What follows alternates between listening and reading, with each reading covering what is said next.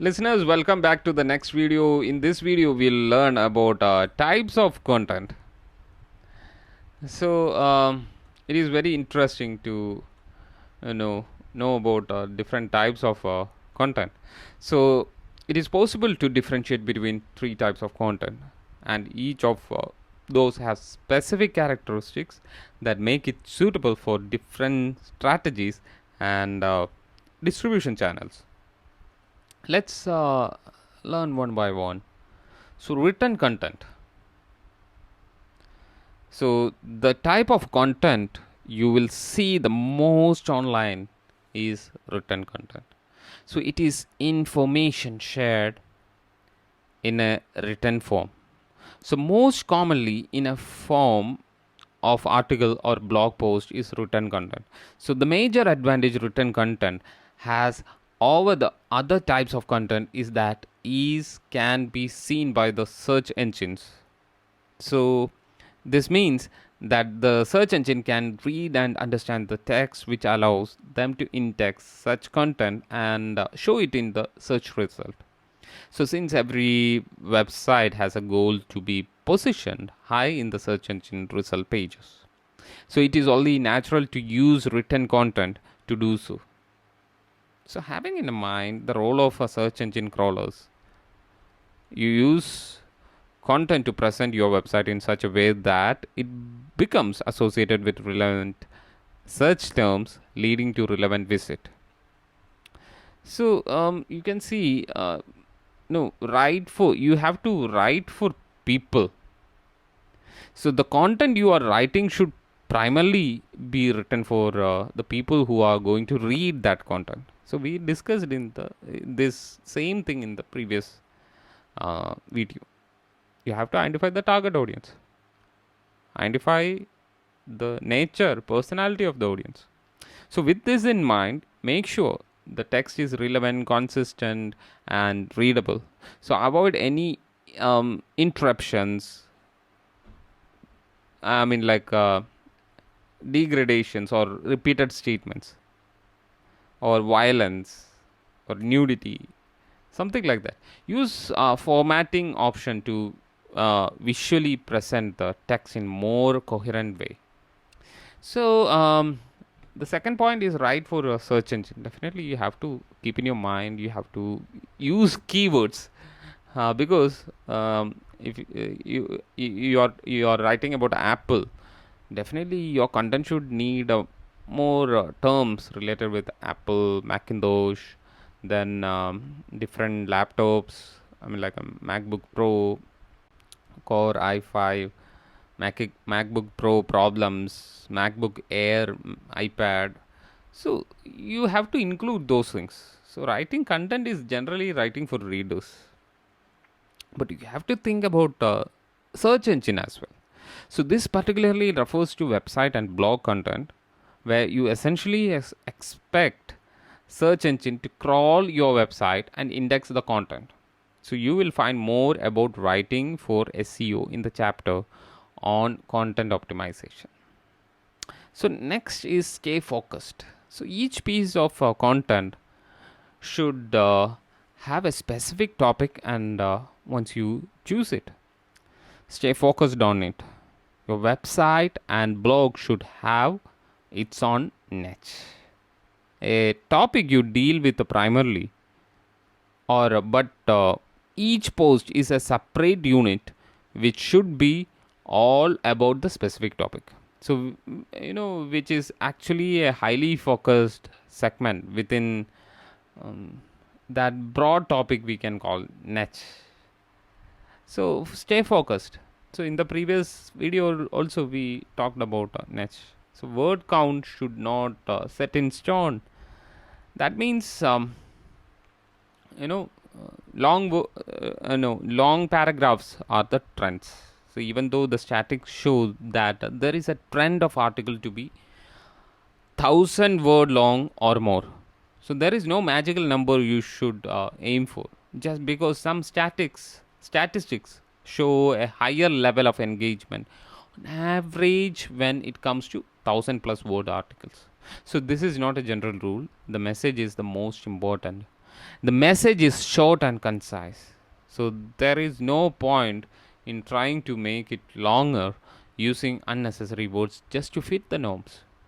So so even though it is a small content, but you should have to be stay focused on a certain area.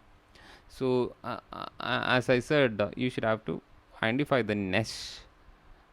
You have to know, consider search engine, consider the people who going to read. So next is again website content. The first content you will be writing when setting up a website is the entire website content. So not including a blog.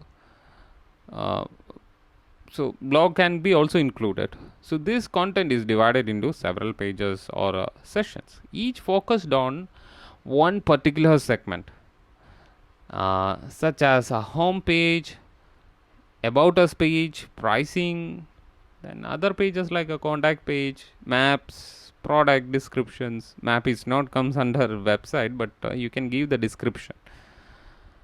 So the main characteristic of this type of content is that the fact that it is informative. Through this content, you provide information about who you are and what kind of a product or services you offer. So that is what website content. Next is blog. As you know about a blog content, so it is not about not like a website content. Blog content is, you know, having more content opportunity. You can write as much you want. So a blog is a place where you publish regular updates, so news articles related to your niche, etc. So I have a blog called 1 minute MPA. Okay, I only speak about MPA topics. I won't speak about anything else. Okay, you can see all the thumbnails. If I interviewed Santosh George Kulangara, I connected with MPA. My first MPA project, interviewed Santosh with George Kulangara, Labor India, Santosh George Kulangara. So I connect with my niche, so that those who want to know about MPA, they will come and visit. That's it. No need of generalization. So it is helpful in terms of SEO, and it also helps with increasing traffic and engagements. So content formatting is especially important with the blogging, because it highlights different parts of the text. It makes it reader friendly as well as SEO friendly. So a blog post may or may not have visual elements such as images, videos, etc. But nowadays everyone is putting videos, because we know the importance of videos and all. So next is very important, ebooks.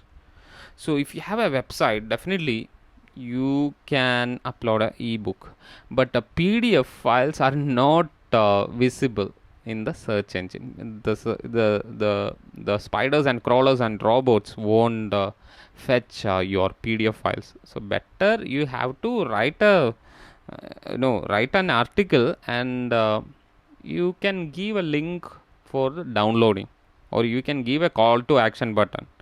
So once call to action, user click the call to action button, definitely you can ask for lead and all, then you can give the link for downloading. So instead of giving a download link directly towards downloading the ebooks, it won't works. I mean, like you are giving content free of course, but the on the other side, your website won't get benefited out of it. So the first thing you have to make a written content, and at the end you can give a link for downloading option. So to a certain extent, an ebook is similar to a blog post. So it has topic that relate to your visitors. It is supposed to increase engagement and visit, and formatting is also a necessary part of a good ebook. But until and unless you have to give a description, if you are uploading it, definitely it doesn't make any sense. So unlike a blog post, ebook is usually not published on blog, but instead it is a file that can be downloaded from your website or blog. So such an ebook has a different layout and design. So when it comes to word count, again there are no specification guidelines. Your ebook can be as short as a long, etc. That is all right. But if it is a PDF file, Google won't. No, chances are less. So better write a description. Under that you can give. In that description you have to give keywords filled with keywords, etc. So ebooks are also great material for lead generation. As I said earlier, you have to make call to action buttons. Next is visual content.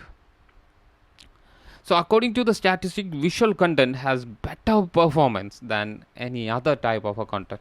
So visual content attracts the visitors attention more quickly, and the information presented in such a way is likely to linear more in people's mind than when presented in a form of a text. So imagine Amazon Prime only have a text.